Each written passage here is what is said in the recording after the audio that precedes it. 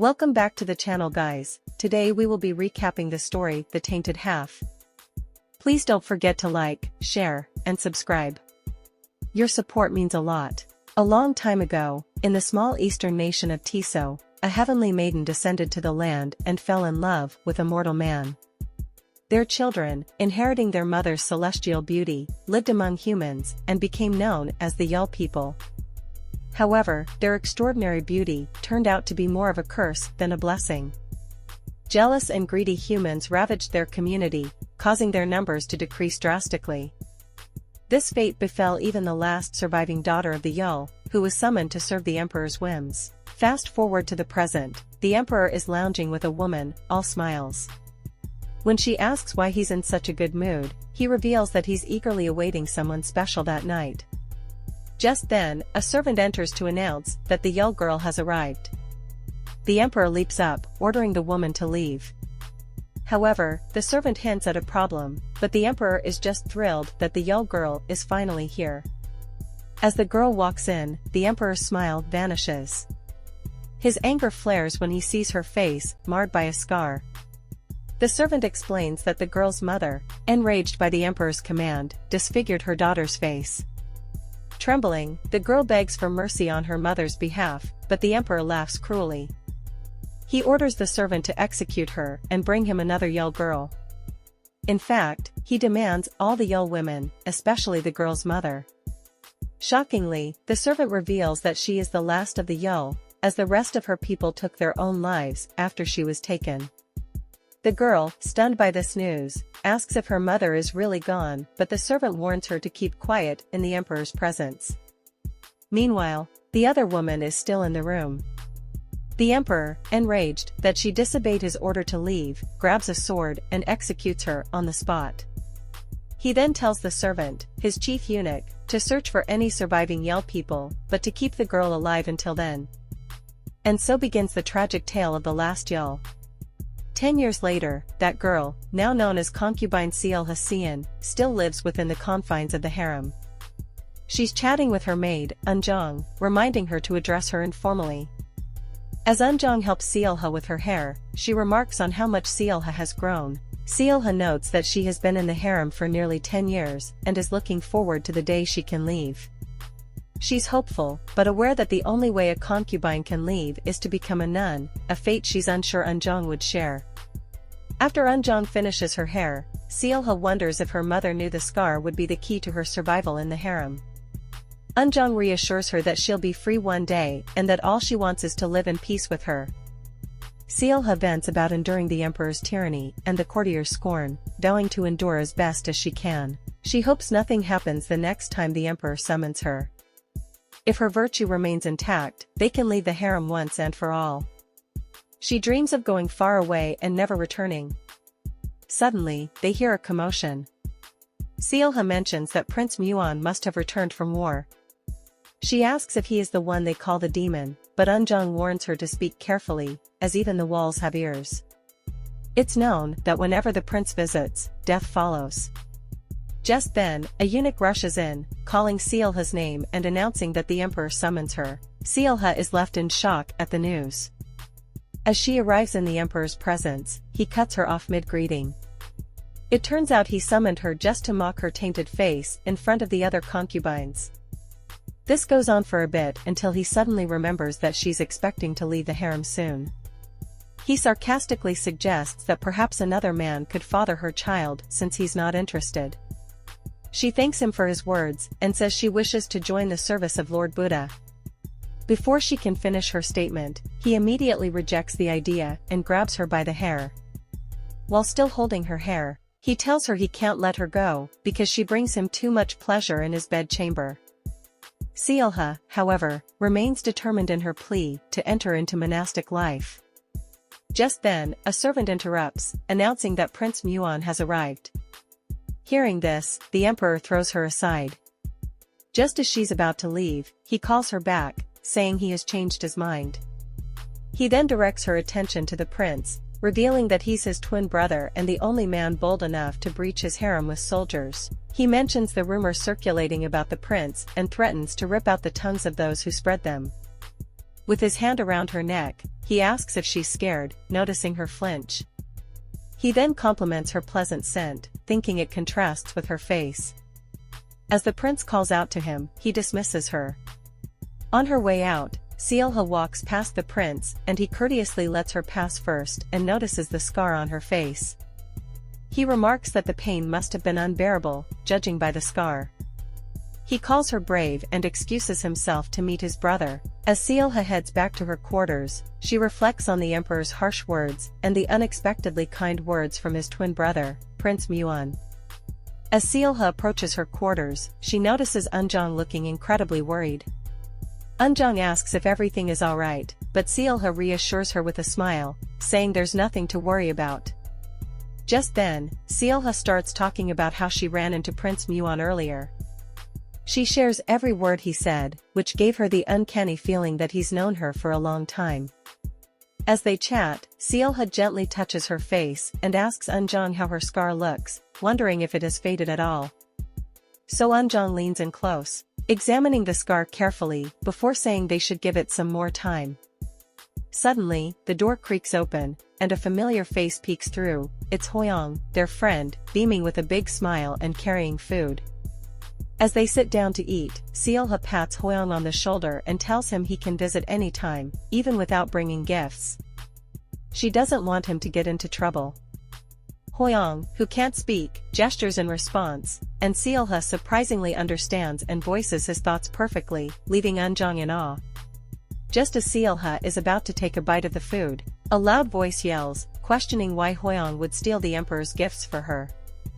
Hwoyoung jumps up, trembling with fear. The voice belongs to one of the emperor's concubines, who bursts into the room, furious. Seolha immediately steps in to defend Hwoyoung, reminding the concubine that they are in her quarters. The concubine, still seething with anger, accuses Hwoyoung of stealing food and jewels from her quarters and bringing them to Seolha.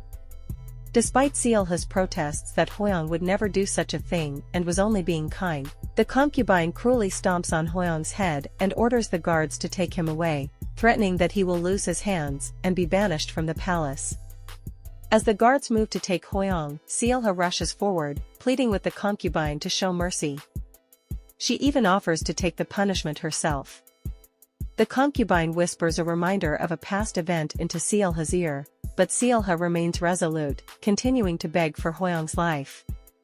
Finally, the concubine agrees to reduce the punishment to 30 lashes.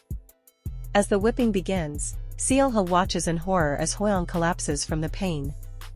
Desperate to help, she rummages around frantically for anything that might save him. Then, she pulls out a knife, claiming she's the only one who can save him. Does she have some kind of hidden power? A long time ago, there was a curious maiden from the heavens who decided to come down to earth. One day, she stumbled upon a man who had been fatally stabbed. Feeling compassion for him, she cut her own flesh and gave him her blood to drink, because it had the power to heal any wound. This heavenly maiden's descendants were known as the Yul, and among them, only Seolha inherited her magical blood. After helping Hwoyoung, Eunjong takes a moment to tend to her own injury from cutting her flesh. She reflects on how Eunjong was the first human she had ever tried to heal. Before that, she had only healed wild animals, and it took her 3 whole days to recover. Even though Eunjong believes Seolha shouldn't be doing such risky things in the palace, Seolha feels she has no choice, especially considering the boy's poor family. As night falls, Seolha roams her quarters, lost in thought, when a voice from across the fence catches her attention. She looks over and sees a hand waving at her. Curiosity piqued, she goes closer to greet the man. They exchange pleasantries, and he tells her that he caught a rabbit and saved some for her. Despite the risk, he passes it to her through a small opening in the fence. They start chatting, but suddenly, Prince Muon appears behind the man. He coldly comments about an outsider whispering to the emperor's concubine in the night. Recognizing the prince's voice, Seolha quickly realizes the danger. To avoid getting the man into more trouble, she tries to sneak away. But just as she's escaping, the prince grabs her and lifts her back over the fence. He expresses his pleasure at seeing her again, but Seolha stays firm, insisting the man is innocent. She explains he's just a kind soul who helped a starving concubine. The prince, however, questions whether she understands the risks involved. As he steps closer, he remarks that she looks more haggard since they last met, but Seolha keeps pleading for mercy. The prince then asks her whom she's pleading for and advises her to beg for her own life instead of the man's. Only then, he says, will he consider letting the incident go. Seolha, suspecting he's as deceitful as his brother, the emperor, decides not to trust him.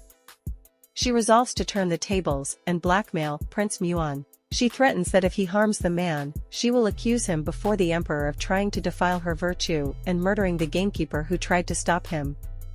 This would surely bring justice down on him for coveting the emperor's woman.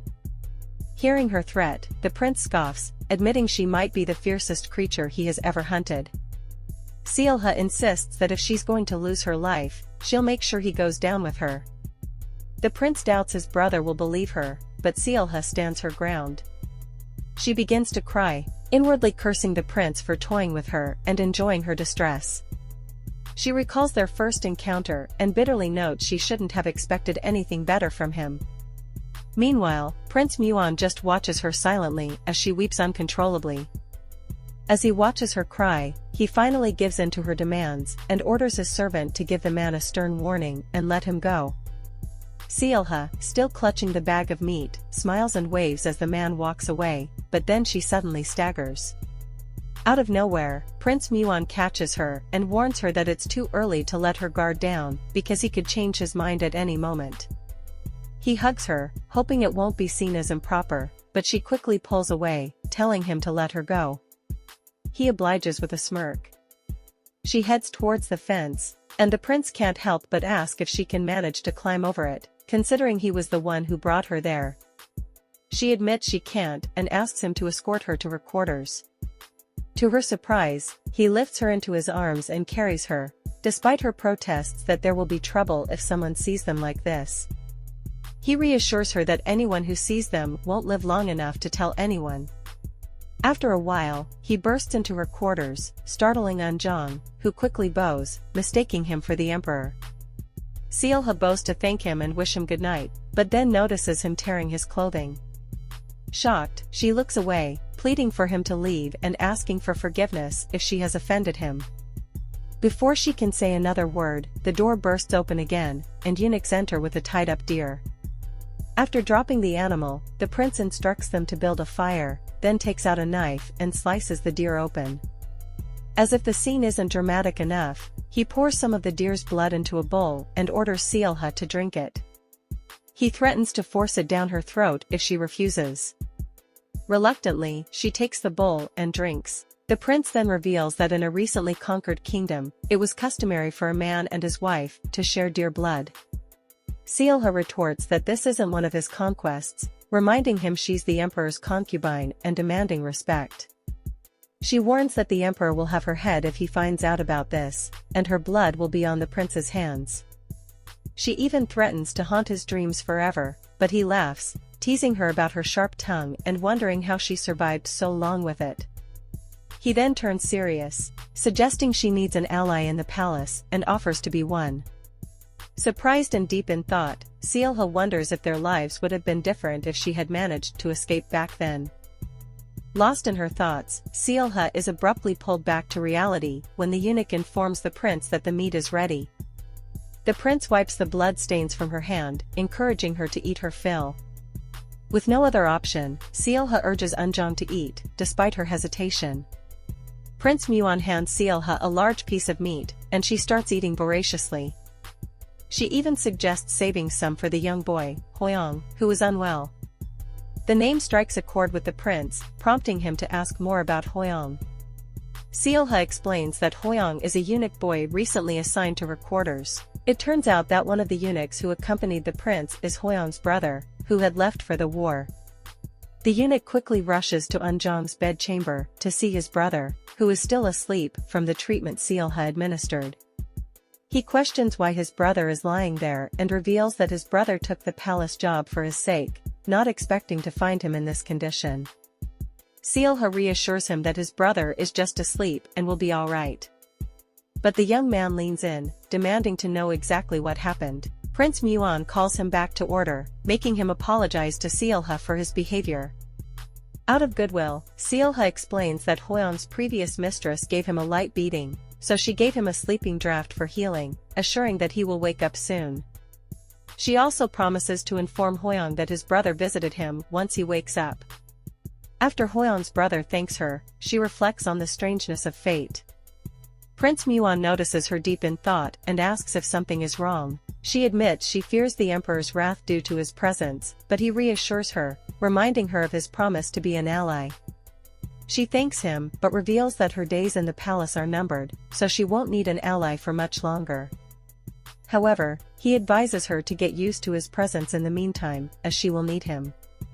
Later, Seolha finds herself in the emperor's chamber, where he contemplates her relationship with his twin brother, Prince Muon. Suddenly, he calls her over, pointing to an open seat beside him. It seems he's trying to spite his brother. As she takes a seat close to him, he keeps touching and brushing her face with his hands, claiming to truly cherish his concubines. He tells her that he had her outfit tailored to resemble the empress's regalia, but now thinks she would look better in courtesan attire.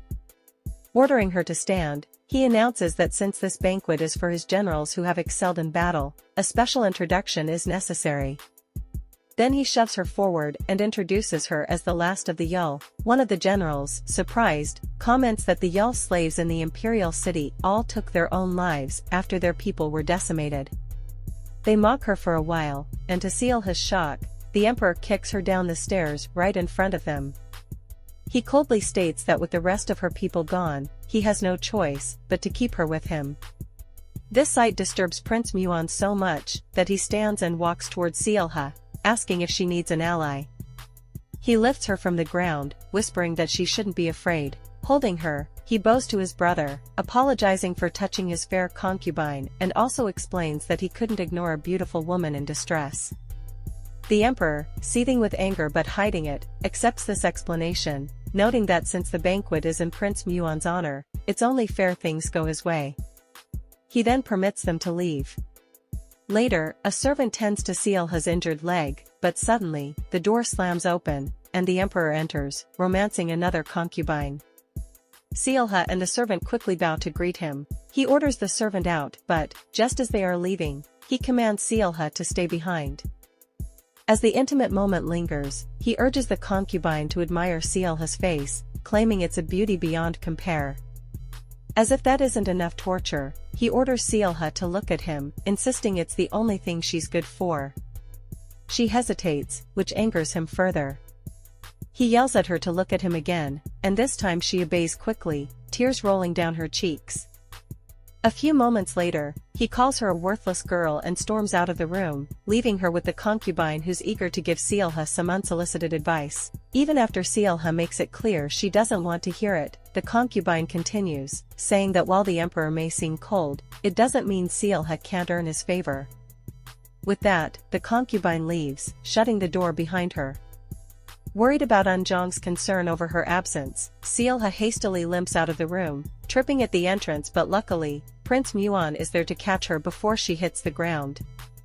He mentions that she hurt her ankle at the banquet and that he's been worried, so she thanks him for his help earlier. To her surprise, he comments that the emperor can't stand the thought of having her in his bed, yet there she is, covered in his scent. Defensively, she responds that the emperor can barely contain his disgust whenever he sees her face, and not everyone has a strong stomach like him, but the prince probes further, curious why the emperor keeps calling her to his bedchamber each night. Frustrated, she vents that she loathes it too, having suffered the emperor's torment since she came of age. Left with no choice, she must obey. She adds that the other ladies of the harem despise her for this, forcing her to live a lonely life due to her hideous scar, making her a pariah for something beyond her control. In the midst of her rant, Prince Muon holds her and licks her scar, showing it doesn't disgust him. In fact, he says he prefers that half of her face, claiming that the emperor and his concubines have no eye for true beauty.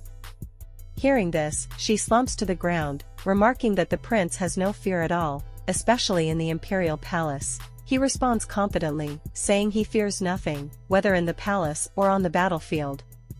The worst that could happen is losing one's head.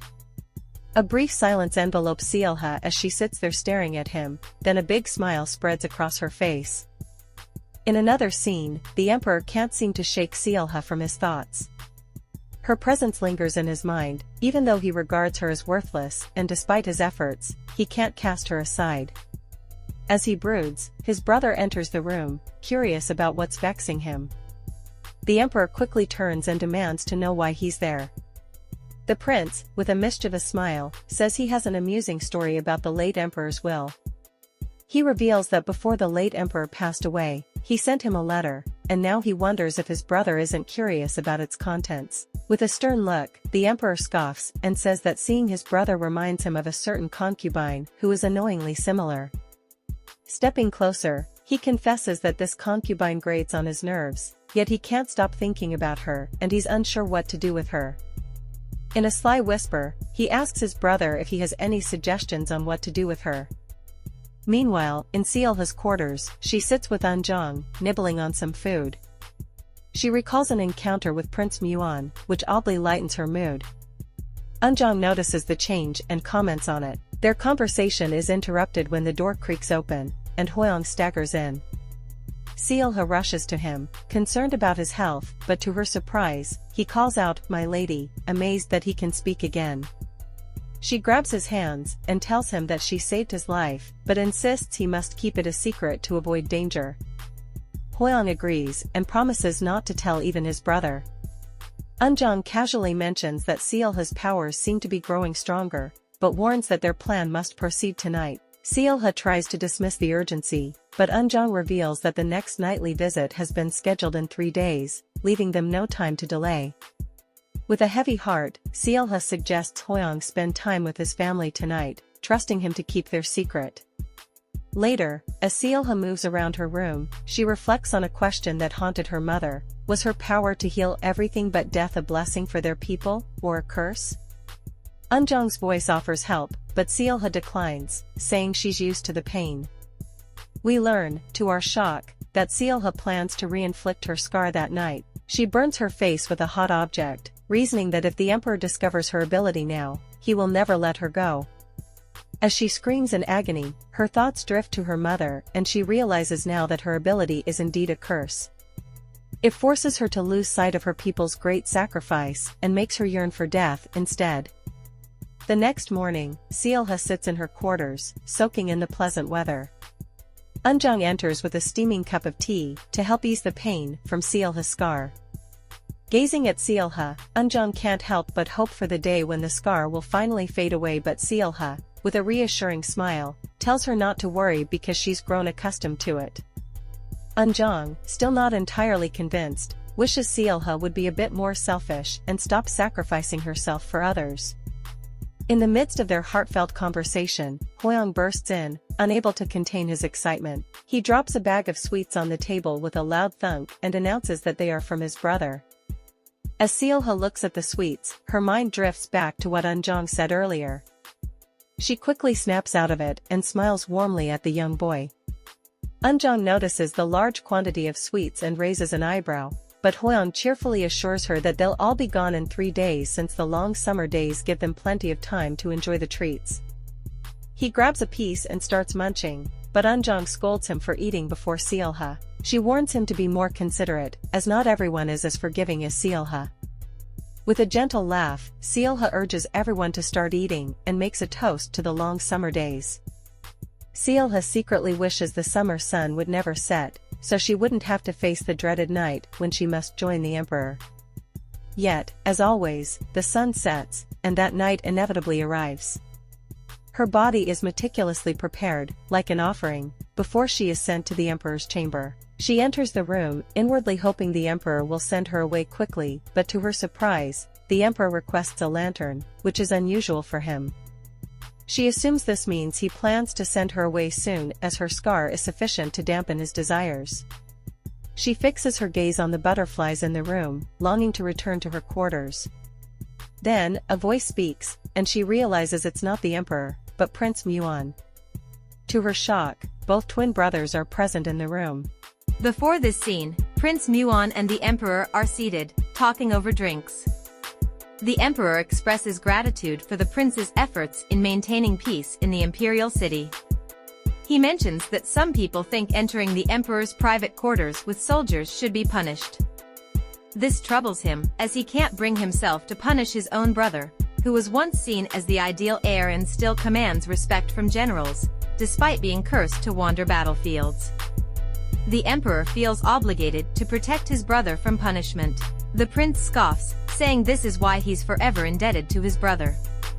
Even if he enters the Emperor's private quarters with soldiers or sleeps with one of the Emperor's women, his brother won't stop him. The Emperor responds that he has more women than he can manage and doesn't mind sharing some with his brother. He mentions having someone specific in mind, a girl that only the demon of war could handle. The Emperor needs this girl to bear a child but can't do it himself, so he asks his brother for help.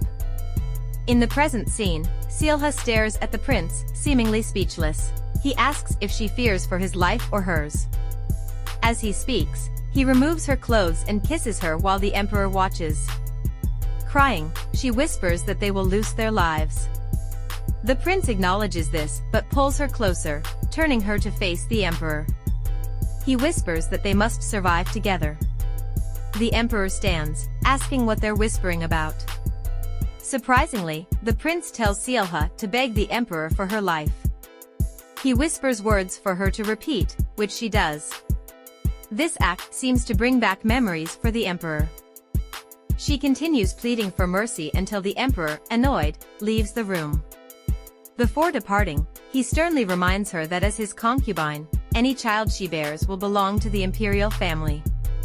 He asserts that once the night is consummated, she will belong to him for the rest of her life. The next morning, she is lost in her thoughts, haunted by the Emperor's words. She is so absorbed in her musings that she doesn't notice Prince Muon entering the room.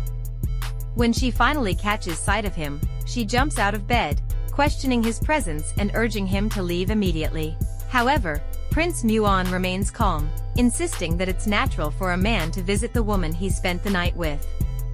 He steps closer, takes her hand, and asks if she didn't miss him at all, suggesting that she call him Muon. She is taken aback, thinking, how could a mere concubine do that? But Prince Muon tells her that it is a special privilege for her since they are now in the same predicament. She tries to deny any knowledge of what he is talking about, but he gently reminds her that he protected her virtue last night and even lied to the Emperor for her sake. He pulls her into a hug, his voice softening as he admits that he came because he was genuinely worried about her. Subsequently, Prince Muon reveals that his brother wants her child, an idea so absurd it brings her to tears. Seeing her distress, Prince Muon promises to find something to purge it should she ever become pregnant. Clinging to his promise, she wipes her tears. Taking her hand, Prince Muon remarks that he couldn't see her clearly last night because of the dim light.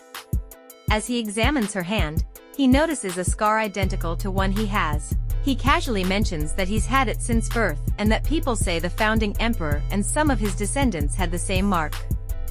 Fear grips Seolha as she suggests he should leave before the sun sets. Ignoring her plea, he lifts her up, saying they've crossed the point of no return and might as well enjoy their time together if their lives are doomed. Urging her to hold on tight, he sprints and leaps over the fence, revealing her to the setting sun. For a moment, she wishes she didn't have to return to the harem, a sentiment he wholeheartedly supports. With another leap, they arrive before a horse, already prepared for their escape. As they embark on their secret adventure, Prince Muon playfully suggests catching her a tiger or bear. She insists she has no taste for needless slaughter. Hiei, however, remains adamant that it's not needless, pointing out that as an imperial concubine, she doesn't even have a pelt rug in her quarters. Once again, she firmly denies needing such things. Draping his cloth over her shoulders, he notes that her skin easily captures scents, including that of the man who held her last night. She blushes and shifts slightly away from him, but he pulls her back, cautioning her not to fall off the horse. He tells her to say the word if she wants to step down, though it would cut their outing short. To his surprise, she starts laughing, finding it amusing that they're sharing such banter when their lives are as good as over. As they venture deeper into the bush, Prince Muon dismounts and instructs Seolha to stay with Arung, assuring her the horse will keep other beasts away. When she wonders who Arung is, he explains that it's the name of his loyal horse, his steadfast companion on the battlefield. Seolha questions how he plans to hunt in the dark, and he replies that he prefers nighttime hunts because the calm winds make it easier to sense prey. Stroking her face gently, he promises to return soon and strides into the dark, leaving her in the stillness of the night. Left alone, Seolha is unnerved by the silence. Her mind drifts, and she briefly considers running away but quickly dismisses the idea, unable to abandon Unjang and Hoyoung. Suddenly, Arung begins stomping its feet, alarming her. Her confusion turns to terror when she sees a tiger emerging from the bushes. Arung, attempting to scare the tiger away, snorts and tumbles her to the ground, leaving her face to face with the growling beast. Tears stream down her cheeks as fear grips her. Just then, Prince Muon's voice echoes from the darkness, instructing her to move to her left. He shoots an arrow that hits the tiger in the eye, enraging the animal further. With no other option, the prince draws his sword and confronts the tiger. After a fierce battle, the tiger retreats back into the bush. Seolha rushes to Prince Muon, concerned for his safety. He quickly realizes that she is the one who is hurt, though she is too scared to notice. Before she can speak, he reaches for her face and kisses her passionately. They both fall to the ground, their connection deepening with each passing moment. Their romance blossoms amidst the chaos, growing stronger with each heartbeat. Still lying on the ground, Seolha mutters that the emperor must be mad to have left them alone together. She addresses Prince Muon as Your Highness again, and he gently reminds her to call him Muon instead. But how could she dare? He acknowledges her respect for him, but explains that he is merely a warhound who happens to share the emperor's blood. He adds that, like dogs, he eats, bites, and does as he pleases. Understanding that such freedom isn't a luxury afforded to her, Seolha begs him not to make her regret trusting him. She implores him to keep them safe, not just her, but everyone who serves her. With a steady gaze, he reassures her that if her only wish is to survive, it won't be difficult to achieve. Furthermore, Seolha adds that should the emperor come for their heads, she wants Prince Muon to protect hers until the very end. As he tries to initiate intimacy, she cautions him about the pain from the tainted half of her face, but he insists on its beauty. She tells him that others say she is hideous. He asks if that includes his brother, who recoils every time he looks at her scar. Putting that aside, Muon considers her a strange lady, remarking that she should be currying favor with the emperor to become his consort, not pleading for her life. She explains that such greed demands a price greater than she can afford. Curious, he asks who told her that, and she responds that it was her mother. With a gloomy face, she confesses her fear of becoming pregnant. Muon remains steadfast in his earlier promise, urging her not to worry. He adds that if she desires it, he can make her empress.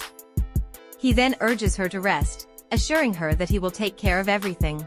Lifting her gently, he kisses her, reaffirming his promise to protect her. Later, Prince Muon is seen standing over the slain tiger, inquiring if Seolha is awake. A servant informs him that she is still sound asleep. Muon instructs the servant to ensure she is well cared for, mentioning that she is the one he has spent 10 years waiting for. As he stares at the tiger, he notes that the pelt was stained when he slit its throat and muses about catching another one at the next hunting tournament. After a while, Muon asks the servant about the Grand Preceptor and if there is any news. The servant replies that the preceptor has not yet returned, but with his wife confined to her sickbed, he should be back soon. Gazing skyward, Muon comments that the preceptor, a seer who claims to read the stars, remains blind to his own fate. Recalling the seer's past words, Muon orders the servant to fetch him before his patience runs out. He vents his frustration about the tiresome curse and his brother's endless provocations, feeling the weight of it all bearing down on him. Back at Seolha's quarters, Prince Muon instructs his servants to slice up the meat from the slain animal for her and warns them to ensure the pelt is not ruined. He turns to Seolha, promising to have a small cloak made for her. However, she glances at the animal on the ground and asks to speak with him privately. Once the servants leave, Muon asks what she wants to discuss. She reminds him that she has no taste for wasteful slaughter. He tries to convince her that it's for her well-being and that she needs to prioritize her safety and comfort. Despite his arguments, she insists she does not wish to see precious animal lives taken just to keep her fed and clothed. Even as he tries to make her see reason, she firmly warns him to stop hunting and killing for her sake. Muon, however, insists that he can't stop because it just wouldn't feel right.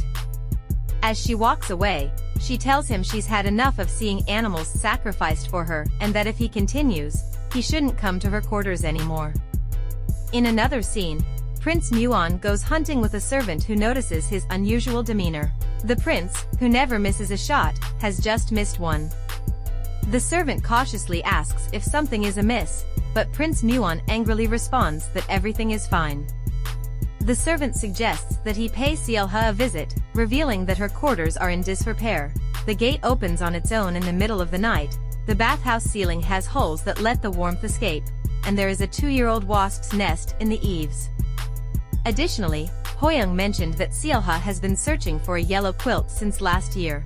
Hearing all this, Prince Muon wonders how his servant Yang manages to understand his brother so well despite being mute.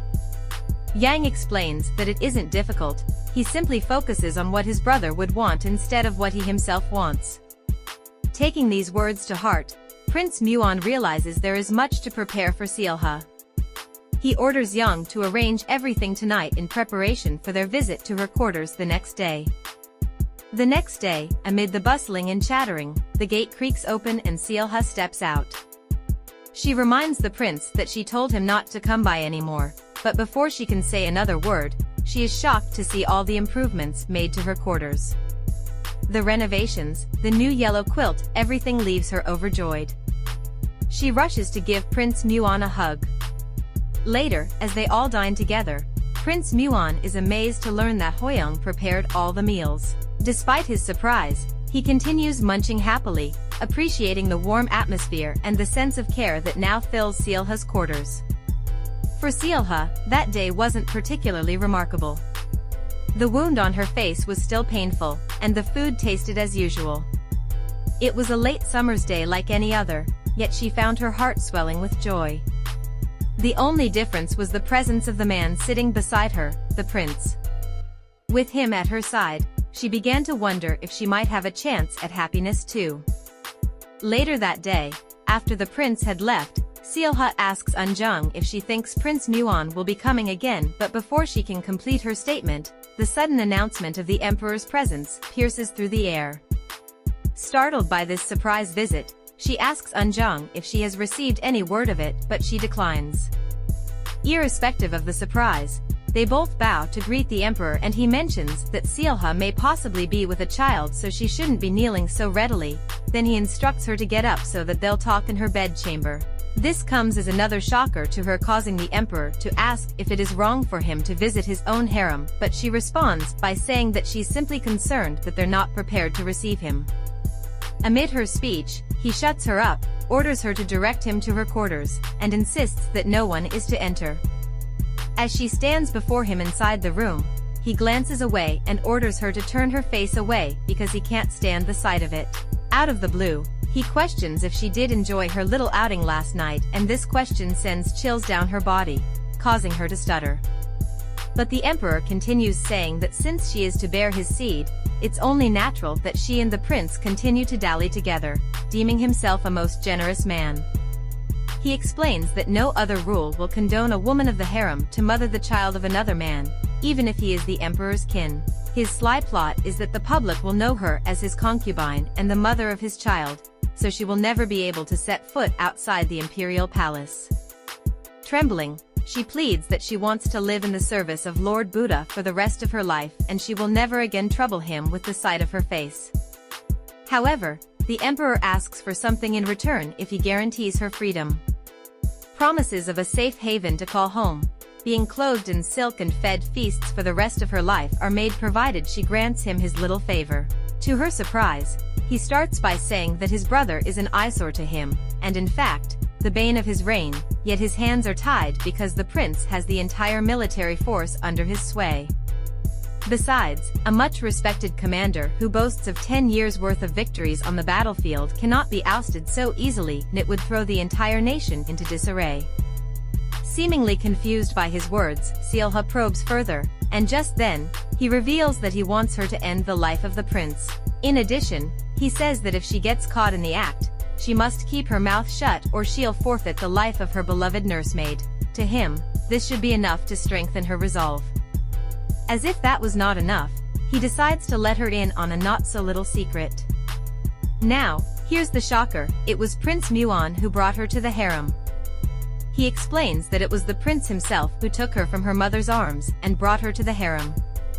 Naturally, that action raised some questions. Was it really a mass suicide that destroyed her people, or was it his butcher of a brother, who, feeling the sting of humiliation, slaughtered all the women in a murderous rage? Though she finds it hard to believe this revelation, she recalls her supposed first time meeting Prince Muon and his comment that day about her being brave. Thinking to herself, she says that if that day wasn't really their first encounter, he must have known all along how her scar came to be. Sobbing bitterly, she asks the emperor to give her his word to grant her and hers safe passage out of the palace once the prince loses his life. At that moment, he rummages through his attire and swears to bestow upon her a secret missive bearing his seal, and with it, she will be free to enter and exit the palace as she pleases. As he watches her weep, he ponders what face his brother will make once he learns that there is only betrayal there. He inwardly curses at Seolha, saying that he treats her with nothing but affection, yet she dares allow another man her virtue so readily, while she could have told him that she'd rather lose her life. On the other hand, she's lost in her musings, saying that once Prince Muon lies lifeless, it'll be the emperor's turn, so until then, he should enjoy what little time he has. Later that night, within the confines of her room, Seolha sits there sobbing her heart out. She recalls her outing that night with the prince and questions how he could seem so sweet if he slaughtered her mother and her people. Hearing her cry, Eunjong storms in inquiring what the problem is, and she asks her in return if her people really did take their own lives on that fateful day. She shares that she just heard the strangest thing, that the remaining Yul may have been massacred by Prince Muon. Amid her tears, she suggests that they leave the palace, noting that the emperor said he'd set them free if she ended the prince's life for him. Still, one question lingers, can she really do such a thing? The problem there is that the emperor will have their heads for sure if she refuses, so they have no choice but to run. Obviously, their plans are failed and they will no longer be able to leave the palace next year, so it's best they just run away. Subsequently, as they are both seated outside making plans for their departure, they decide to leave Hoyoung behind to save him from further danger.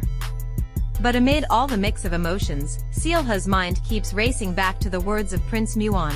It dawns on her that those weren't the words of a loyal vassal. Perhaps he's also considering a rebellion. This makes her question what the bonds of brotherhood truly entail, considering that they are supposed to care for each other, but Eunjong replies saying that not everyone is capable of such sentiments, which is why she considers herself most fortunate to have met with Seolha. Then, Seolha apologizes to her for putting her in more danger when she should be protecting her instead. As the night gets thicker, Seolha retires to her room and lights up a candle, but she's unable to sleep as images keep flashing through her mind. Scared and gasping for air, she notices a figure, so she picks up the candle inquiring if there's anyone else there, but the figure grabs the candle and turns it off, asking who else would possibly come to her so late in the night. As she turns over, she realizes that it's Prince Muon, who informs her that he'd planned to visit briefly, but the sight of her bare skin bids him to prolong his stay. As he lays her down on the bed, she inwardly remarks that this is her chance to draw the blade and bury it in his neck. But before we know it, tears fill up her eyes as she reveals that she does not know what lies ahead, and she mentions that she's alone in a world filled with nothing but darkness and she's terrified it will stay that way forever. He reassures her that he's here with her in that darkness of hers while referring to her as my lady, which she promptly cautions him against, saying that she doesn't wish to be reminded of her position in the court. Then she requests that he calls her by her name. Hugging him, she mentions that she wants to go outside and she suggests they go to the forest again, but this time around, just the two of them. As they embark on their walk in the forest, Seolha discloses that she heard it was him who first brought her to the palace, and then she inquires if there's anything he can tell her concerning the demise of her mother and her people. He explains that since she had lost consciousness by then, she probably wouldn't remember. However, he doesn't know the details himself, and it was only after he brought her to the palace that he received news of their demise. In addition, all he can tell her is that even the Yul who were found outside the village had succumbed to their demise either by suicide or some other cause. Furthermore, he says that if any Yul survivor had been found and made a concubine, the emperor would have had her executed. This revelation brings back a memory of the moment the emperor spared her life. As their stroll continues, she declares that she takes no joy in the demise of others, though Prince Muon shares that he can't say the same because her life is the only one that matters to him.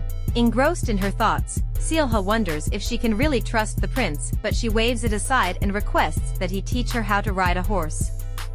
So, he begins lecturing her on the rules to use to ride a horse, referencing it to the way she writhed and moved her body with his on a passionate night they shared. This doesn't sit right with her and she yells, telling him to learn some courtly manners. Following this, he speaks to his horse, Arung, telling it that the person on its back is the one he cherishes the most, so it should take good care of her.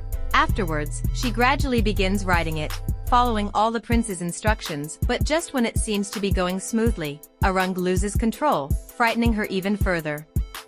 At this point, the prince orders her to trust him and let go of the reins, but she hesitates due to fear. Eventually, she gives in by releasing it and the prince rushes to catch her. With a thud sound, they both tumble to the ground, but Seolha remains shielded in his arms. Wrapped in each other's arms, they share a kiss, and Seolha shares that her clothes have been soiled and she wants to wash up. With a smirk on the prince's face, he suggests they go wash up together. As they delve into the river to wash up, she reminisces on the journey that led them there and notes that their current situation doesn't feel appropriate.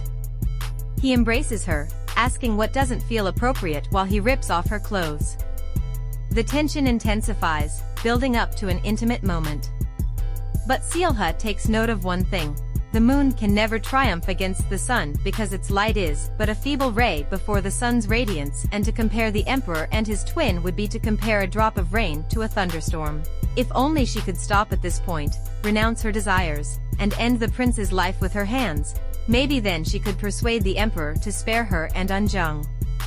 However, if she falls into the abyss all the same, it'll only be a moment's reprieve just until the time comes. The time seems to stretch as their intimate moment lingers. A while later, as they chill by the river bank, Prince Muon calls out her name and asks if she has ever heard about the legend of her people and the tale of the heavenly maiden blessed with powers of restoration. She replies by saying that she has heard something of that sort from her mother and that they're descendants of an ancestor who had healing powers. The prince probes further, asking if she knows why the emperor is so desperate to have a Yul woman at his side. He then spills that there is a curse upon the imperial bloodline. We learn that a long time ago, a heavenly maiden happened upon a dying mortal. Pained at the sight, she fed him her blood and nursed him back to health. The man fell deeply in love with his savior and continued to feign illness to keep her by his side. He was of low birth and humble means, but his heart was pure. The heavenly maiden, who found herself sharing the man's affection, chose to remain in the human realm. She loved him dearly, and not many years later, they had a child of their own. Happiness, however, is a fleeting thing. While they wandered one fateful day, they found a man lying lifeless on the ground. The heavenly maiden rushed to the man, hesitant at first, but considering the amount of blood he had already lost, there was a need to treat him. Her husband was against the idea of helping the stranger upon discovering he was from the imperial palace. Just then, the man opened his eyes, gasping and begging for help, which she rendered to him. Subsequently, after the man regained consciousness, he questioned his location, wondering if he was still in Tiso. The heavenly maiden's husband didn't accommodate the idea of this strange man being in his house still, so they kept on exchanging words. When his wife even wanted to check up on the stranger, he kept on restricting her from going into the room, all in the name of protecting what's his. Amid their banter, the strange man who turned out to be the emperor threatened to make the husband pay with his life, but his wife immediately rushed in, begging for mercy upon her husband. With the emperor's eyes fixated on her, he grasped her hand and asked how she managed to bring him back from death's door. Recalling the incident in his subconscious state, he asked if it was her blood she fed him, but her husband tried to deny it by playing dumb. This did not sit well with the emperor. He roared in anger, questioning their audacity to try to deceive him when he saw everything for himself. He even went as far as accusing them of possibly trying to poison him, but while he was still yelling, their daughter came in to defend her parents. With her eyes filled with tears, she revealed that her mother was a maiden of the heavens and her blood contained the power to heal all wounds. She added that her parents were merely trying to save his life so he shouldn't hurt them. After a moment of staring, the emperor informed them that he would leave the next day and then tossed an object to the husband, instructing him to take it to the local magistrate and explain what had happened so that he would send guards to escort him back to the palace. With gentle steps, the emperor stepped closer to commend the maiden on her effort in raising her child. One day, while she went to serve his meal, she didn't find him in the room, but she got startled by his sudden emergence from her back. As he arrived, he informed her that he went hunting because she seemed rather ill-fed at a closer look, so he brought her something as a sign of his gratitude. Then, he inquired about her husband's whereabouts, noting that he did not expect him to leave her alone with him. Their conversation lasted for a while, with the emperor trying to covet the heavenly maiden. Despite all her warnings against his ill speech toward her husband, the emperor stopped at nothing to make sure he ruined the man's image before her, but due to the love and trust she had in her husband, she stepped away from the emperor holding fire in her hand and saying that if her husband truly loves her for who she is, he won't abandon her come what may. Tears stream down her cheeks as she screams that she's always had doubts about her husband too, but it's been 10 years since she descended to the mortal world, and maybe now, her heart has become human as well. Driven by a desperate need to end the worst kind of betrayal, she grabs the burning stick from the fire and presses it against her face. The emperor rushes forward, snatches it from her hand, and she collapses in pain, sobbing on the ground. Through her tears, she begs the emperor to make a promise. If she can prove her husband loves her for more than just her body, he must leave them in peace. But before he can respond, her husband suddenly appears. He hasn't seen her face yet, and as he steps closer, he casually says he came back to grab something he forgot. The moment she turns toward him, he recoils in shock. He tells her not to come any closer. She pleads, over and over, but he ignores her and starts hurling cruel words instead. In the middle of the chaos, their young daughter runs outside and clings to her mother, asking what happened. Turning to her father, the girl cries out that her mother is hurt and needs help. He doesn't move. Doesn't speak. Just watches. How could the heavenly maiden have known that seeing her worst fear come true would be even more painful than burning her own skin? Still crying, she gathers her daughter in her arms and rushes toward a nearby cliff, trying to soothe the frightened child. Unexpectedly, the emperor follows, swearing that her husband will be punished, but he still insists on taking her as his consort. She cuts him off with fury, blaming him for everything that has unfolded. Looking down at her child, she murmurs that she should never have saved the emperor's life. Step by step, she backs up to the cliff's edge. Before anyone can stop her, she falls. Her final words echo in the wind, that she never should have saved her husband. The emperor rushes to her side and finds her barely conscious. Desperate, he asks why she would try to take her own life. She answers weakly, saying she stayed in the human realm for love, but now sees it was all just an illusion she kept chasing. As he holds her in his arms, he pleads with her again, asking if she can still choose him. He admits that he never believed in love at first sight until he met her, and promises to take care of her, to feed and clothe her, if only she'll come with him. But she shakes her head, saying his words sound just like her husband's. He will be no different. He should let her go. Struggling to breathe, she whispers that she must return to where she came from, then takes her final breath. In grief, the emperor remembers how she once fed him her blood to save his life. He decides to try the same and searches frantically for something to cut his wrist. But even as his blood spills, it's not enough. She doesn't come back. Overcome with despair, he falls to his knees and begs the heavens. He prays, or curses, that she be cast into the cycle of reincarnation, so that he might find her again in another lifetime. The plea is answered, but not without consequences. From then on, across generations, princes born from the Tiso imperial bloodline begin to bear a deep scar on their wrists. Each one is cursed with an unrelenting thirst for blood that they must sate daily to avoid madness. When any of them ascends the throne, their rule brings famine and catastrophe. It becomes clear that the curse will only lift when the heavenly maiden returns. Now, having learned this history, Seolha sits quietly in her chambers, wondering, is this why Prince Muon hunts every night? She understands that he never had a choice, yet she still resents him. Harsh words echo in her thoughts. She even considers revealing her ability to him, but a troubling question stops her: what if he already knows? Her mind spins with doubt and unease, but what can she do? Her thoughts are interrupted by Eunjung and Hoyoung arriving with dinner. Noticing her distracted mood, Eunjung asks if something's wrong. Seolha waves it off with a smile and teasingly asks if Hoyoung cooked the meal again. The three of them chat and laugh lightly as they eat, until a sudden thud stops them. Yang has arrived. Everyone looks up in surprise as he bursts in. He stares at his brother, stunned by the sound of his voice. But the younger boy immediately begins to apologize for hiding the fact that he could speak all this time. His brother, however, is not so quick to forgive. Young keeps pressing for answers, visibly shaken by the revelation, which flusters Hoyoung. Noticing the tension, Seolha steps in and quickly takes the blame, explaining that she was the one who asked Hoyoung to keep his recovery a secret. Based on Yang's reaction, everyone assumes he's upset, but to their surprise, he suddenly pulls his younger brother into a tight embrace. Overcome with joy, he thanks the heavens for his brother's healing. With tears in his eyes, Hoyoung continues to apologize for not telling him sooner. Off to the side, Eunjung and Seolha quietly watch the scene, moved by the bond between the brothers, and silently sharing in that emotion too. Later on, Young turns to Seolha and bows in gratitude, thanking her for what she's done for his brother. But Seolha shakes her head and tells him that it's Hoyoung who has helped her through her loneliest days.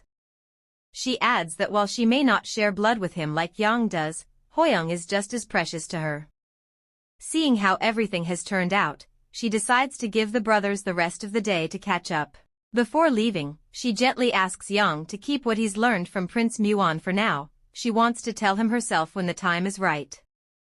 Yang agrees, acknowledging the trust she has earned by performing what feels like a miracle for his brother. Still, he admits that keeping secrets from his prince feels like disloyalty and pleads with her not to delay too long. That night, Eunjung enters Seolha's room carrying the supplies for her scar treatment. She hesitates, saying it might be too soon, but Seolha insists this is the perfect time. Both Hoyoung and the prince are away, and she doesn't know when the chance will come again. As always, Eunjung offers to help, but Seolha declines. She's used to the pain by now. Left alone, Seolha sinks into her thoughts. She tells herself that if she can just escape the palace, the pain will finally end. She promises that she will unalive the prince and flee to a far-off place with Eunjung by her side. But a haunting question hangs over her: can she really go through with it? Her thoughts spiral. Her hands tremble. She lifts the tool to sear her skin again, only to freeze as the door creaks open. The prince stands there, eyes locked on her, asking in a low voice what she thinks she's doing. The tool clangs against the ground as he slams it down, his voice sharp as he brings up the origin of her scar. Alarmed, she quickly begins to explain it was never her intention to deceive him. She meant to tell the truth. But he cuts in, asking how long she's been silently enduring all this pain. Blaming himself for being completely unaware while the woman he loves suffered in silence, he calls himself a wretched man and pulls her into a tight embrace. Though he understands she had no choice, he vows to make those responsible pay with their lives, to finally free her from the torment. The two remain locked in each other's arms. Later that night, as they walk through the forest, he gently asks if she feels any better. She nods, then begins to confess. She reveals that she has the power to heal injuries, that her blood has healing properties, just like the blood of the heavenly maiden from the legends. At first, it could only heal animals, but as she grew older, her powers strengthened. Now, even the scar heals on its own, without her will. She adds that she used to reopen the wound only every 3 to 6 moons, but now, she must do it every month. Loving and remorseful, Prince Muon clasps her hand and scolds himself. He says he should have seen the signs, that he thought he understood everything, when in truth, he knew nothing of the pain she endured. Then, Seolha surprises him by saying his earlier words, about unaliving those who hurt her, actually made her happy. Even though she once told him to stop taking lives needlessly, hearing him say that made her feel seen, and she wonders if that makes her a cruel person. But the prince gently strokes her face and tells her that the real cruelty lies with those who hurt her. She has already endured more than enough. As they share this intimate moment, a rustling sound draws their attention. From the shadows, a bear and her cub appear. Prince Muon immediately offers to hunt the animal for her, but Seolha quickly stops him. She reminds him that she finds no joy in killing. And if he insists on doing it, he should kill the cub too, because it wouldn't survive without its mother. In the following scene, Prince Muon finally meets with the Grand Preceptor he has been waiting on. After a short exchange, the prince reveals that he needs a favor. Noting how similar the Preceptor's calligraphy is to the late Emperor's, he makes a shocking request. He wants the Preceptor to draft a decree, one that mimics the handwriting of the deceased ruler. It becomes clear that the prince wants the Preceptor to forge the decree, but the old man hesitates, warning him that anyone bearing the curse upon the throne will only bring famine and disaster to the land. Leaning in, the prince calmly asks whether any of that is truly different from what's happening now. He points to the current emperor, who spends his days chasing women instead of ruling, while corruption spreads through the court and enemy raiders press on their borders, all under the reign of someone supposedly untouched by the curse. Then, with a quiet confidence, he states that the curse will soon be lifted. This puzzles the preceptor, who asks for clarification, and the prince finally reveals that he has earned the favor of the heavenly maiden. With that revelation, he urges the old man to stand behind him and support his cause. Meanwhile, back in Seolha's quarters, she and her nursemaid Unjong admire the beautifully embroidered blanket the prince sent. Their admiration is cut short when he suddenly enters through the window. Unjong, sensing the prince intends to stay for a meal, quickly excuses herself to prepare the table. Alone with Seolha, he gently asks for her hand and slips a bracelet onto her wrist, one that resembles her mother's. Believing she holds tightly to her mother's memory, he thought the gift would bring her comfort. But he's surprised to find out that he was mistaken. Leaning closer, he softly admits that his goal was to ease her pain, but perhaps he's only added to it. Then he kisses her, smiling at his own lack of understanding when it comes to matters of the heart. As he removes her clothes and touches her gently, he remarks that this is a realm he understands better. Seolha responds with warmth, saying that nothing feels wrong as long as they're together. They sink deeper into each other's embrace, unconcerned even by the presence of Unjong outside the door. In the midst of their shared intimacy, Seolha realizes that everything else fades away, she sees only the prince. All other sounds vanish, and even the heat of the glaring sun feels distant. The moment stretches endlessly, like a dream with no end. Later that night, Seolha quietly knocks on Unjong's door, asking if she can sleep beside her. As they lie together, Seolha opens up, confessing her regret for falling in love with Prince Muon. She admits that part of her wishes he were only using her, pretending to care just to exploit her power, because if that were true, she believes her heart would be easier to protect. Elsewhere, Prince Muon is out hunting again with his faithful servant, Yang. As they move through the woods, Yang observes how well-rested the prince seems and notes that the signs of the curse no longer seem to weigh heavily on him. Curious, he cautiously asks if something has changed.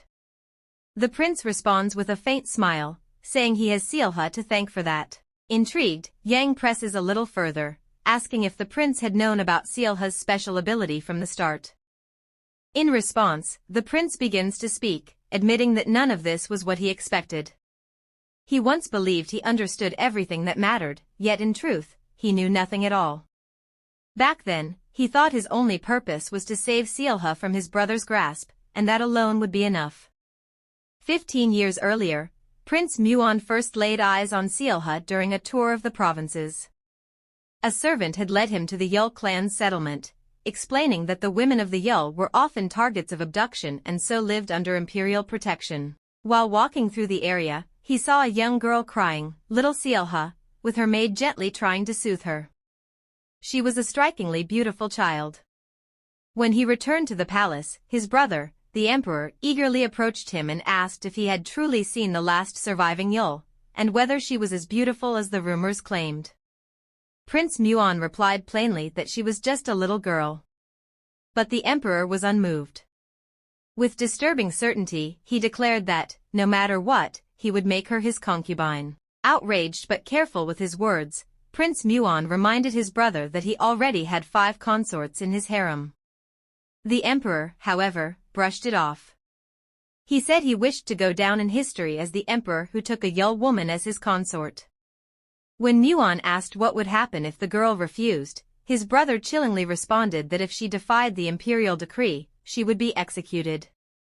He added, almost casually, that it would be a pity to see the Yul bloodline wiped out, but she would be allowed to live only until she bore his children. What a merciless ruler he is! A memory suddenly flashes through his mind about a previous fire incident.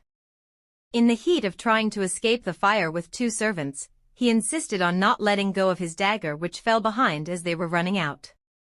The female servant offered to go back to pick up the dagger but ended up getting consumed by the fire before she could make it out. Despite all her cry for help, the emperor just stood there watching her burn before the other male servant carried him out of the scene. In another scene, a young Prince Muon is deep in conversation with Seolha's mother. He informs her that her daughter is to be offered as a congratulatory gift to the emperor in celebration of his accession to the throne. He explains that his brother harbors an insatiable desire for beautiful women, and that their consent means little to him. With a heavy heart, Seolha's mother listens, the color draining from her face as the tales of the emperor's ruthless appetites finally strike close to home. Somberly, she asks the prince how the emperor's women fare in the imperial harem. Without hesitation, Prince Muon answers, they remain there until they're discarded either as broken women or corpses. After a moment of silence, he adds that he wishes to share a story with her. He begins to recount a memory from when he was 10 years old. That year, the late emperor gave him a folding screen, one that depicted a legendary tale from long ago. It told the story of the Yul clan and the ancient nation of Tiso. According to the legend, a maiden from the heavens descended to earth and married a human man, bearing him a child. But another man, an emperor, fell in love with the heavenly maiden at first sight. Naturally, the emperor sought to claim the heavenly maiden for himself and bring her to his palace. He whispered into her ears, insisting that her husband loved only her beauty, that he was drawn to nothing more than her pretty face.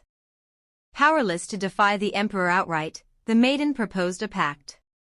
She would test her husband's love by scarring her own face with something hideous.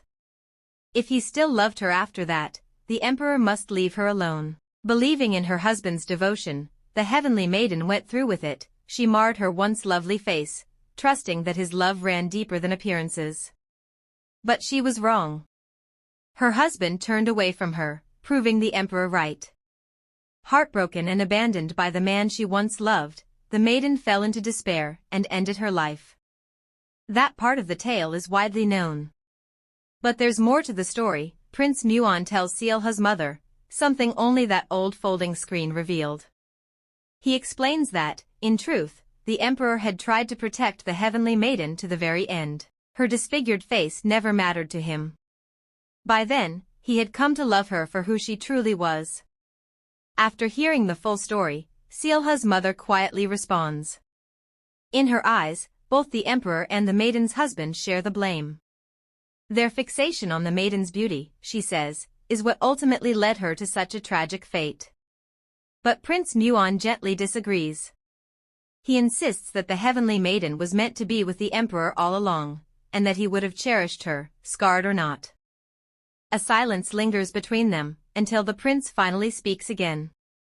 He says he could be that kind of emperor for Seolha, loving and loyal, if only she can endure life in the harem for 10 years. He urges Seolha's mother to understand that he is not like his brother. His desire for her daughter is not rooted in lust, but in something much deeper. He vows to protect Seolha from the emperor, but confesses that he cannot do it alone, he needs her help. Then, he reveals the truth, Seolha carries the blood of the Yul clan, and because of that, the emperor cannot simply discard or kill her. That bloodline gives her value and protection, if only she remains the last of her kind. As he speaks, Seolha's mother rises slowly and steps away, absorbing the weight of his words. She asks him, almost in disbelief, if what he's suggesting is that her daughter must become the last living Yul in order to survive, that only then will the emperor be forced to keep her alive. Then, with sorrowful curiosity, she asks if he means for her to scar her daughter's face, just like the heavenly maiden in the legend. Prince Muon meets her eyes and quietly confirms it. After a long pause, Seolha's mother makes her decision. She chooses to place her trust in Prince Muon's promise. Life as a Yul, she says, has been nothing but suffering. And now, she entrusts her daughter to his care.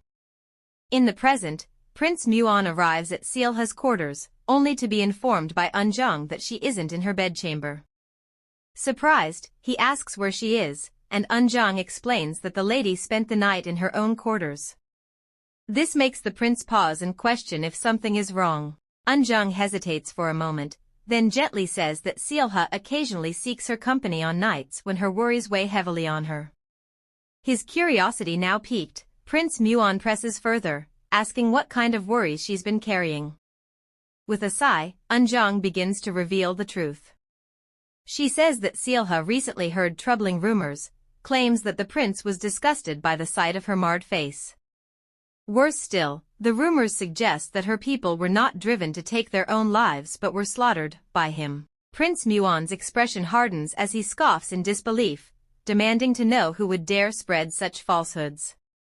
But Eunjung immediately drops to her knees, pleading with him. She begs that if the rumors truly hold no truth, then he must speak with Seolha directly, because she's clearly upset. The more she grows to enjoy his presence and feel comforted by him, the more those rumors seem to haunt her. Still kneeling, Eunjung continues to beg for his understanding. After a moment, the prince orders her to stand. His voice softens as he agrees to talk to Seolha. She later wakes up in the prince's arms, a smile lighting her face as she wonders how she ended up there. He tells her he carried her back to her bedchamber, adding that she barely moved in her sleep and that not even a shrieking storm could have woken her. Defensively, she says she is usually a light sleeper, but perhaps resting in his embrace keeps her asleep. They share a kiss, and then he reveals there is something she must know, something concerning the Yul and her mother. Trembling and shaking, she asks if he knew that her mother and the entire clan planned to take their own lives. He confirms it and says it was done for her sake, because keeping her alive was all that mattered. Furious, she asks if he ever considered what would happen to the lone survivor left behind. As if that is not enough, she pours out her pain, saying she is shunned and despised at court, and nothing delights the emperor more than watching her drown in her tears. She has even endured the agony of burning her own face for the slightest chance to leave the palace, yet now she begins to doubt if she will ever be free. Not a day passes without her resenting her mother for abandoning her to suffer alone. Worst of all, despite all the blame she places on her mother, she finds herself selfishly praying for her life whenever she hears that another Yul survivor has been discovered somewhere. Though the prince's presence gives her brief comfort, the cruel reality remains unchanged, and the day the emperor finds another Yul to replace her will be the day she loses her life. The prince assures her that no other survivors will be found and that he will see to it, just as he has done until now. He tells her that the remaining Yul who lived far from the clan settlement have already been dealt with. He adds that whenever news of a survivor reaches him, he is always the first to arrive and kill her, all to keep Seolha safe. This does not sit well with her, and she suddenly cuts him off, shouting that he should stop claiming it is all for her sake. Through sobs, she insists that he must not spill any more blood because of her, even wondering if living out her days in the palace, burdened by all those stolen lives, is her punishment. When the prince reaches out to calm her, she warns him not to touch her and orders him to leave, saying she never wants to see him again. To Prince Muon's shock, she calls him a murderer. Meanwhile, in the emperor's quarters, as he prepares to sleep, he does not dwell on the fact that Seolha harbors feelings for his brother or has grown intimate with him. Instead, he thinks that all he needs to do is take Seolha and put a child in her womb, though her ruined face remains the only obstacle. Suddenly, he summons a eunuch and orders him to bring the Yul girl to him at once, along with her nursemaid, Unjang. In his view, unruly wives must be disciplined. They arrive at the emperor's quarters and greet him meekly. He then tells Seolha that he summoned her because he has something to give her. To her shock, he places a knife in her hand, closing her fingers around it, and says he had it sharpened just for her. He adds that he will personally teach her how to use the blade. Ordering her to stand, he remarks that he sent her on a secret mission without first giving her the skills she needs. He says no one can hope to kill a target without knowing how to wield their weapon, urging her to take today's lessons seriously and remember it when the time comes to act. With Unjang standing before them, he commands her to lift her head and continues instructing Seolha. He explains that the first thing to remember when killing a mark is to grip the weapon tightly and aim for the throat. By then, Seolha is already sobbing in terror, but Unjang leans in and whispers softly, assuring her that everything will be all right. He seizes her hand, the knife still in her grip, and shows her how it is done, swinging it toward the nursemaid. He misses her throat and instead slices her cheek. As he tries to strike a second time, the knife slips from Seolha's hand, her body too tense to hold on. She immediately falls into frantic pleas for forgiveness, promising to devote herself fully to his command at the first chance and begging him to grant her a little more time. Before she can finish, he cuts her off, saying that in 15 days a grand hunt will be held, and on the very first day, an unfortunate accident will befall the prince. After all, hunting grounds are rarely safe. Still, he adds that his brother is a resilient man and may not die so easily, which is why the task falls to her, to make sure he draws his final breath. Releasing her hand, he calmly tells her to kill him and flee, assuring her that the guards will not pursue her. For her own sake, however, she must not fail. Later that night, as Seolha and her nursemaid return to her quarters, Unjang tries to calm her, assuring her that she is unharmed. Still, Seolha keeps crying, saying she thought she was about to lose her, with her blood on her hands. Unjang takes her hand and asks her to listen carefully to what she is about to say. She tells her that if she ever meets her end at another's hands, Seolha must know it is not her fault. She must not blame herself or seek revenge, because Unjang does not want to become the burden that keeps her from the happiness she deserves. Holding her tightly, Seolha declares that she does not need Prince Muon or anyone else, and that all that matters is having Unjang by her side. She promises she will not fail, that they will leave the palace and find happiness. All they have to do is survive and escape together. That night, Seolha had a dream that filled her with indescribable joy. In it, she chases a yellow butterfly, unsure of where it leads, until she finds herself standing amid a vast field of beautiful white flowers. When a gentle breeze sends the petals drifting into the air, she realizes the field is a hidden haven of butterflies.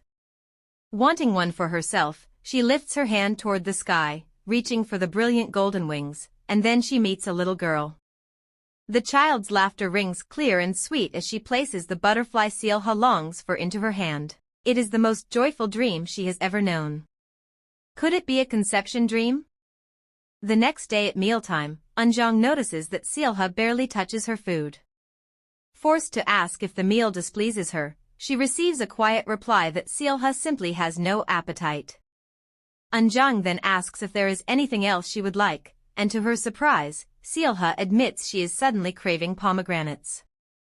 Aware of how hard they are to find, the nursemaid promises to look for them at the market but gently urges Seolha to eat a little of what is available for now. Just as Seolha is about to respond, a sudden wave of nausea makes her retch, stirring Eunjung's concern. She begins to question her, asking if she has bled this month. Seolha admits she is about 10 days late. Eunjung presses on, asking if she has been feeling nauseous or lightheaded, and Seolha confirms it. The nursemaid then reveals that when Seolha's late mother was pregnant with her, she, too, craved pomegranates.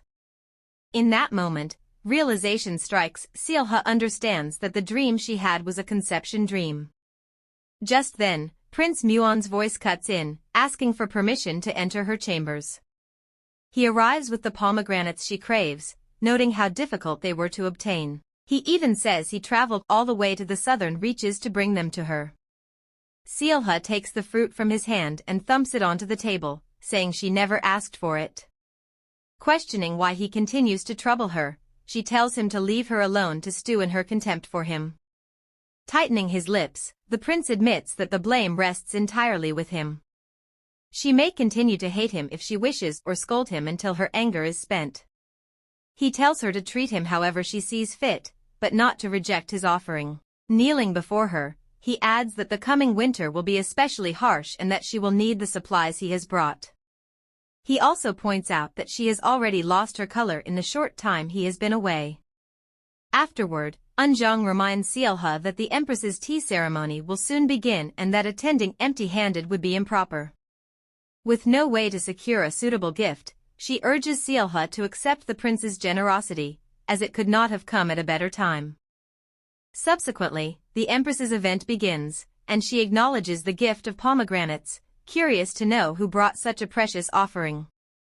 One of the ladies mentions that it came from Seolha, perhaps courtesy of Prince Muon, and even whispers that the prince seems particularly fond of her. As the conversation turns to Seolha's relationship with him, a pregnant consort steps forward, apologizing to the Empress for her inability to bow properly due to her condition.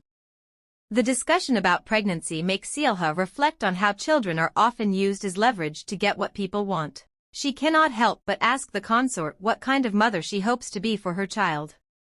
Flustered, the consort hesitates, so Seolha explains that, since she is expecting a child, she assumed she must have considered it already. Yet the consort insists that her duty ends with giving birth and that she need not do more. Angered by this, Seolha grits her teeth and tells her that some mothers sacrifice their lives for their children, and compared to such examples, she seems to lack true maternal affection. She continues, insisting that a mother's duty does not end at delivery and is surprised the pregnant consort would think otherwise. Her words stir murmurs and whispers among the other women, but the consort warns Seolha that this is the imperial palace, a place full of deadly intrigues. She declares that her goal is simply to survive in this unforgiving environment, and if using her child helps her do so, then she will. The consort goes further, challenging Seolha to match her actions to her words when she has a child of her own, though she admits she has no authority on the matter. As if to provoke her more, she asks whether it was Seolha's mother who left the hideous scar on her face. They laugh and tease over it for a while, until Seolha rises from her seat and affirms her earlier statement. She explains that her scar is a reminder that her mother gave her life to save hers, and she is proud to call herself her daughter. When she returns to her quarters after the event, Seolha asks Eunjung if her mother might have felt the same way she does now. Eunjung, clearly confused, asks her to explain. Seolha begins to voice her worries, whether they will be able to escape before she gives birth, how long she can keep it hidden from the emperor, and, despite everything, who the child will resemble more, her or Prince Muon. She is determined to keep the child safe, no matter the cost. After a moment of silence, Eunjung tells her that her mother truly was the same, and a long-buried memory surfaces in Seolha's mind. She admits how she had resented her mother all along, never trying to understand the sacrifice she made. Eunjung comforts her, telling her not to blame herself. Her mother never sought understanding, all she wanted was for Seolha to live a long and happy life. With this knowledge, Seolha vows to find happiness for both herself and her child. Anjung, ever the devoted servant, suggests stopping the lady's tears first, and she likely has the perfect idea in mind. She points out that the recent days of rain have filled their well to the brim, leaving plenty of water to spare.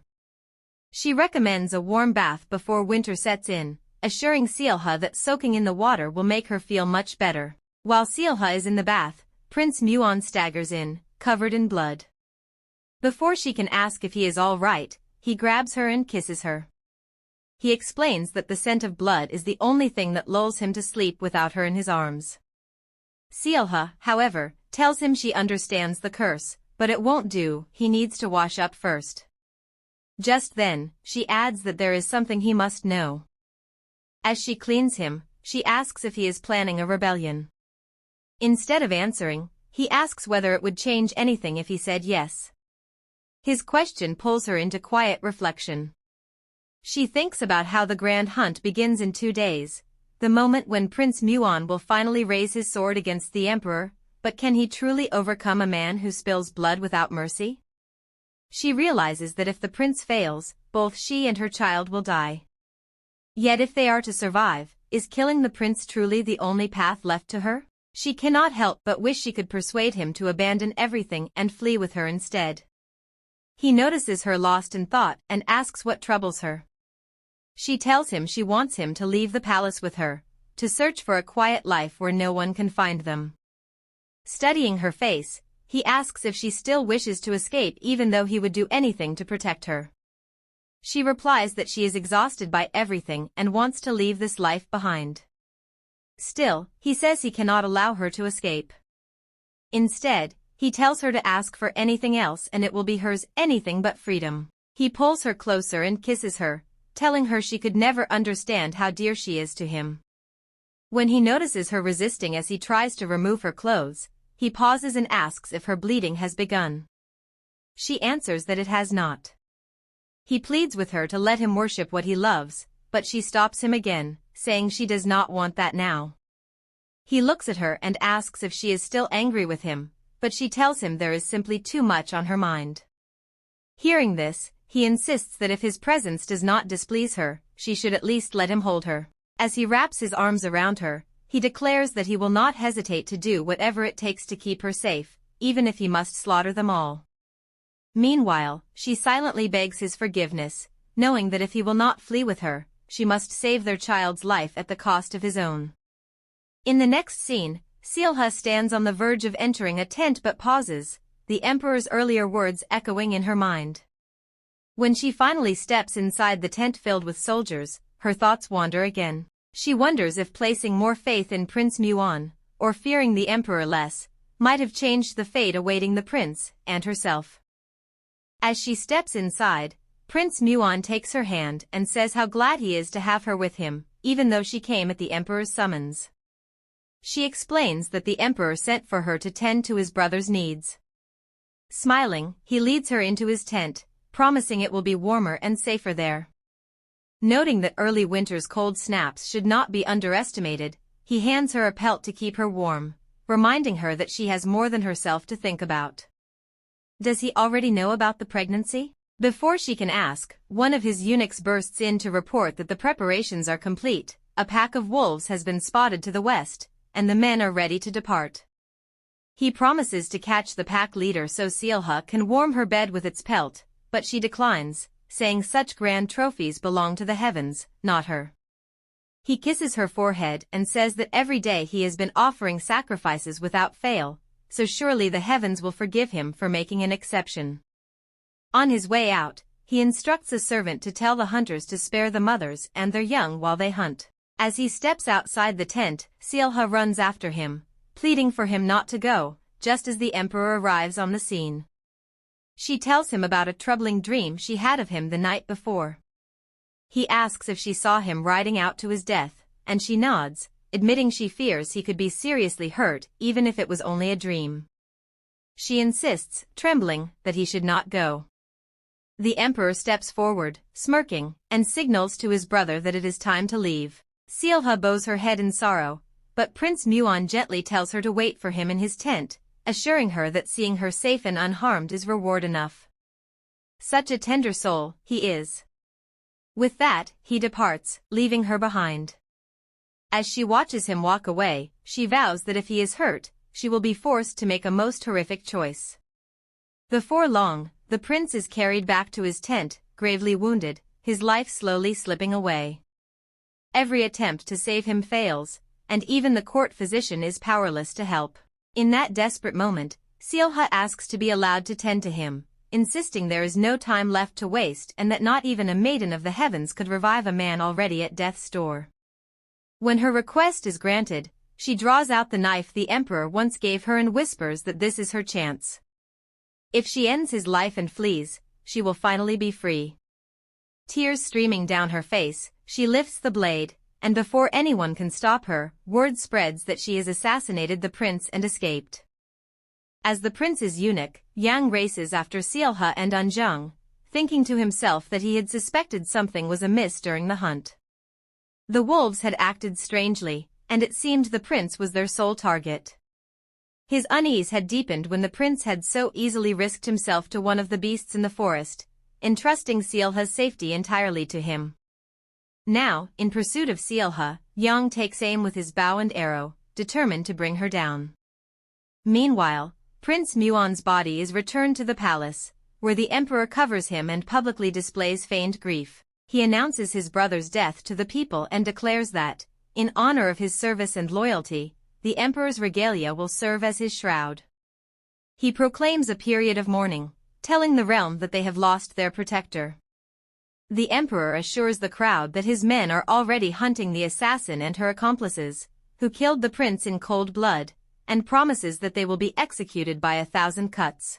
As the people continue to wail, an eunuch leans in and whispers to the emperor that the grand preceptor and the 3 ranking ministers are on their way, accompanied by the rest of the court. Upon their arrival, the emperor angrily commands the people to cease their wailing and be silent. The grand preceptor steps forward and announces that he has brought the late emperor's testamentary edict. Known to all, the previous emperor's final will holds authority above that of the reigning ruler. He begins to read it aloud before the court so everyone may bear witness. The edict states that should the late emperor's eldest son, the rightful heir, Prince Muon, return alive from battle, he shall ascend the throne and be recognized as Emperor of Tiso. The emperor scoffs, tense and dismissive, insisting nothing can be done because the eldest prince lies dead. As he speaks, the cloth covering the prince's body slips to the ground, leaving the court gasping in shock. Then, to everyone's astonishment, Prince Muon rises and declares that he is very much alive. We are stunned to realize that, while alone with the prince, Seolha used her own blood to save him instead of ending his life.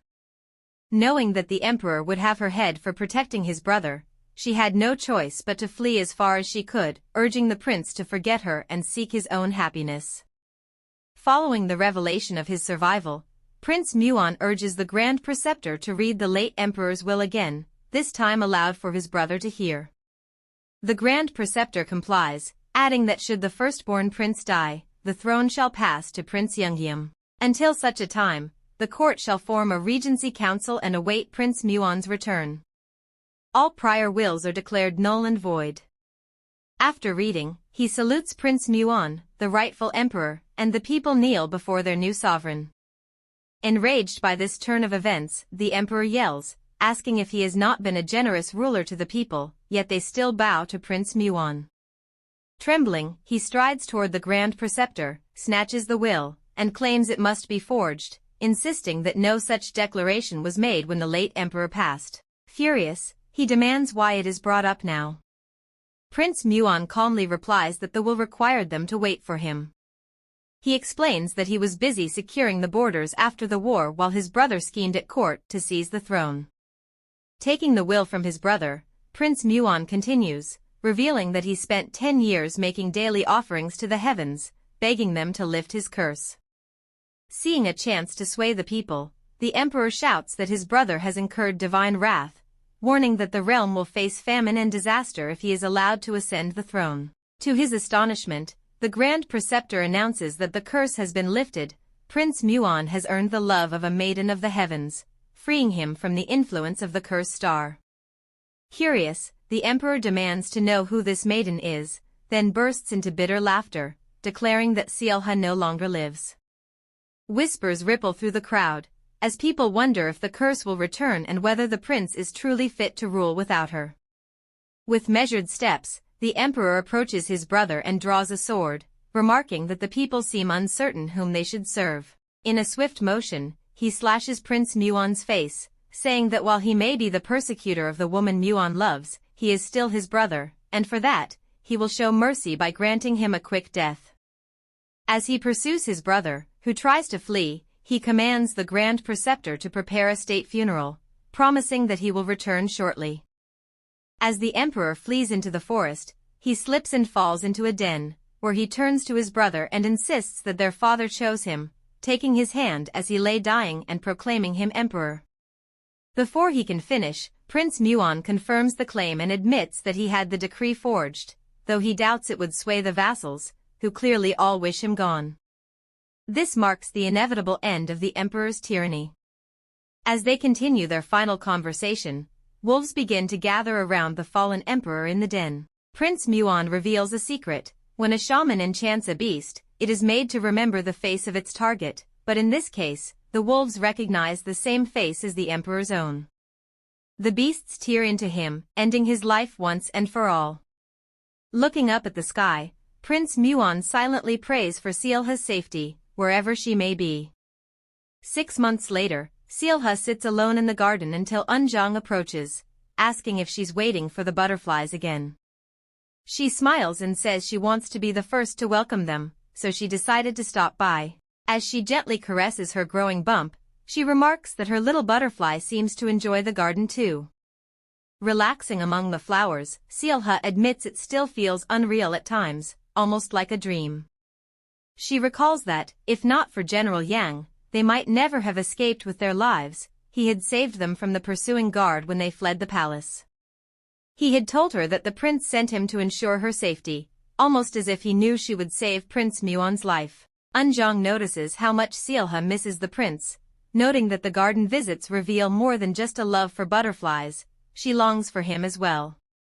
Yet Seolha believes he will not come, thinking she is only the former concubine of the late emperor.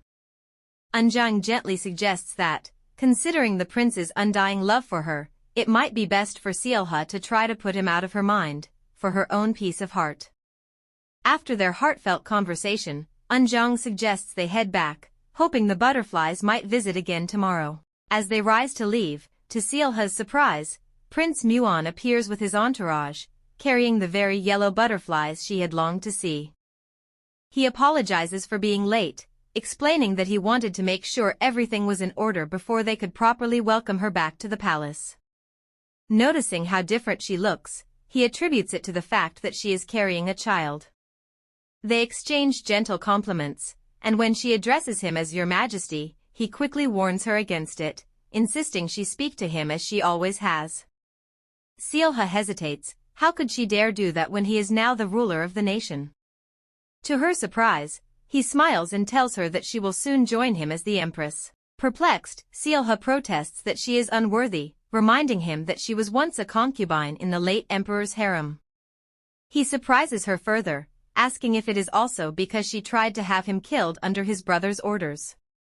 Shocked that he knew all along, she asks why he never confronted her. He calmly explains that he was waiting for her to make her choice, and that he would have gladly given his life to her hands had she carried out the deed. Then, kneeling before her, he tells her that she is the very reason he is alive today, and even in the direst circumstances, she risked everything to save him. As the single greatest contributor to his rise, her rightful place is at his side, where no one else could be better suited. Gently rubbing her belly, he thanks her for forgiving all the pain he caused her in the past. Seolha smiles, noting that the garden reminds her of the field of flowers from her conception dream, and that it has always been her wish to see the butterflies up close. Hearing this, he smiles and agrees, declaring that the garden shall be the birthplace of their firstborn, but not the second, for once he brings her back to the palace, he hopes she will never leave his side again. Curiously, she asks what would happen if she wishes to return to the garden, and he replies that they would go together, but for now, she should simply feast her eyes on the butterflies she has longed to see. Later, he warns her not to stay out too long, cautioning about the danger of sunlight burns. She responds with the sweetest words he could ever hope to hear: nothing can harm her now that he is finally with her. 7 years later, amid the bustling city, Eunjung walks alongside a certain master Song, with whom she seems to have found love.